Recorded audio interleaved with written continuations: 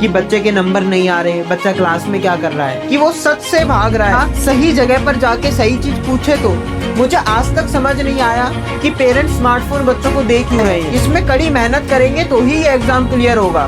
बच्चा नोट्स तो पूरे कर रहा है, लेकिन उस नोट्स में क्या लिखा हुआ है उसको पता ही नहीं है कि वो जो लिख रहा है वो सच में उसे आता भी है या नहीं। नमस्कार पेरेंट्स, जल्दी ही 20 जुलाई को एक पीटीएम होने वाली है। इस पीटीएम में आप सभी पेरेंट्स आएंगे, अपने अपने बच्चे की परफॉर्मेंस रिपोर्ट मांगेंगे। इस पीटीएम से पहले ये वीडियो आपको देखना बहुत ज़रूरी है, क्योंकि मैं नहीं चाहता कि ये पीटीएम भी स्कूल की पीटीएम की तरह हो जाए, जिसमें आप पेरेंट्स आएंगे, कुछ गिने चुने सवाल पूछेंगे कि बच्चे के नंबर नहीं आ रहे, बच्चा क्लास में क्या कर रहा है। देखिए, अगर इन बातों से अगर सॉल्यूशन निकल जाता तो शायद स्कूल में ही निकल चुका होता। मेरा जो एक्सपीरियंस रहा है बच्चों के बीच पिछले कुछ महीनों में, क्या देखा जाता है, जिन बच्चों के मार्क्स आ रहे हैं वो सबसे पहली चीज़ डेडिकेटेड हैं इस एग्ज़ाम के लिए। भले ही वो आईआईटी का एग्ज़ाम हो या नीट का एग्ज़ाम हो, उसको पहले ही दिन से पता है कि वो यहाँ पर क्यों आया है। और जिस बच्चे के मार्क्स नहीं आ रहे, उसका बहुत बड़ा कारण ये है कि वो सच से भाग रहा है। उस बच्चे को खुद ये बात पता है कि मेरा सिलेक्शन होगा या नहीं, मैं जो पढ़ रहा हूँ मेरे को समझ में आ रहा है या नहीं। आप एक बात बताएं, अगर आपको कहीं जाना हो और वहाँ का रास्ता आपको नहीं पता तो आप क्या करेंगे? ऑब्वियसली बात है, किसी ना किसी से पूछेंगे या फिर गूगल मैप पे लोकेशन लगाएंगे। आपके बच्चे को मान लेते हैं केमिस्ट्री समझ में नहीं आ रही, तो वो क्या कर रहा है, वो घर जाकर आपको बता रहा है कि यहाँ पे केमिस्ट्री के टीचर्स नहीं है, कि यहाँ पे काउंसलर्स नहीं है। वो बच्चा सही जगह पर जाके सही चीज पूछे तो उसको सॉल्यूशन मिलेगा। लेकिन क्या होता है, कुछ बच्चे इतने नेग्लिजेंट हो जाते हैं कि वो अपना सवाल पूछना ही नहीं चाहते, वो सिर्फ मन में रखते हैं। उनको लगता है कि कोई जादू से उनके मन की बात मेरे तक पहुंच जाएगी। ऐसा नहीं है।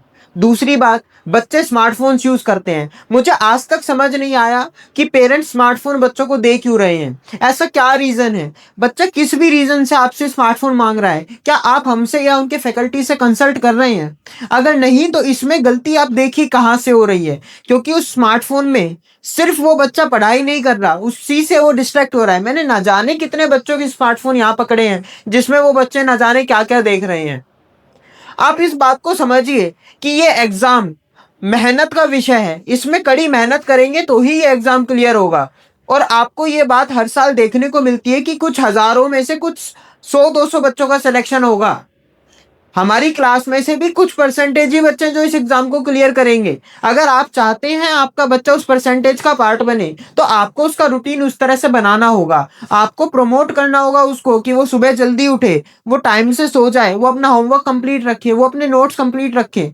बच्चा नोट्स तो पूरे कर रहा है, लेकिन उस नोट्स में क्या लिखा हुआ है उसको पता ही नहीं है। मैंने ऐसे कुछ बच्चों की नोटबुक्स खोली, उनसे सवाल पूछा कि ये जो क्वेश्चन आपने लिखा हुआ है क्या आप ये सोल्व कर सकते हैं? तो बच्चों का जवाब आया नहीं।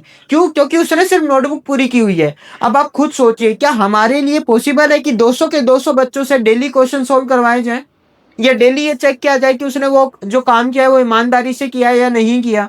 ये बात तो बच्चों को खुद देखनी होगी। आप पेरेंट्स को चेक करनी होगी कि वो जो लिख रहा है वो सच में उसे आता भी है या नहीं। क्लास में हर बच्चे को सेम टीचर पढ़ाता है, लेकिन क्लास में जो ये ऊपर नीचे रैंकिंग आ रही है ये इसी वजह से आ रही है कि कुछ बच्चे ईमानदारी से मेहनत कर रहे हैं और कुछ बच्चे ईमानदारी से मेहनत नहीं कर रहे हैं। तो इस पीटीएम में सबसे पहला डिस्कशन तो यही होना चाहिए कि बच्चा ईमानदारी से मेहनत कर रहा है या नहीं। अगर नहीं कर रहा तो वो कैसे करेगा? क्योंकि अगर सबसे पहले आपका बच्चा ईमानदार हो गया तो बाकी काम तो करना आसान है।